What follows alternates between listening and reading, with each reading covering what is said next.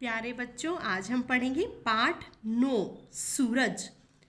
रोज सुबह यह सबसे पहले आसमान पे छाता है।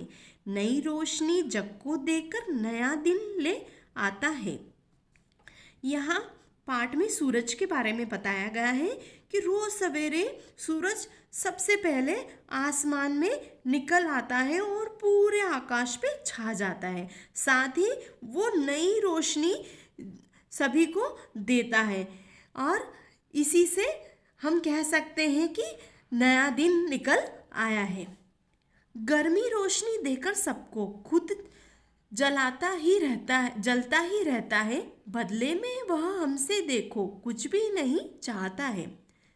सूरज अपनी गर्मी और रोशनी हम सबको देता है और ये देने के साथ ही वो खुद भी जलता है और इसके बदले वो हमसे कुछ भी नहीं चाहता है कि तुम मुझे कुछ दो।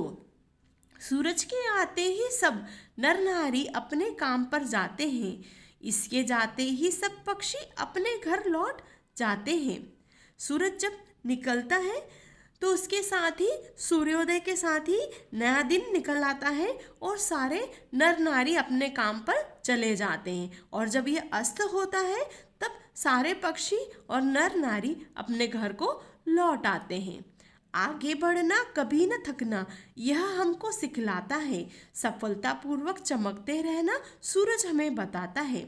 सूरज हमें यह सिखाता है कि हमें निरंतर आगे बढ़ते रहना है, कठिन परिश्रम करना है और कभी भी हमें यह नहीं सोचना है कि हम बहुत थक चुके हैं। तो ये सारी चीज़ें हमें सूरज सिखाता है। साथ में अगर हम कठिन परिश्रम करेंगे तो हमें सफलता भी मिलेगी और सफलता मिलेगी तो सब हमारी प्रशंसा भी करेंगे। तो यह भी बात हमें सूरज ही बताता है कि अगर तुम सफलतापूर्वक चमकना चाहते हो तो कठिन परिश्रम किया करो। इस पाठ में हमने कुछ शब्दार्थ भी जाने, जैसे रोज। रोज का अर्थ होता है प्रतिदिन। सूरज का अर्थ होता है सूर्य।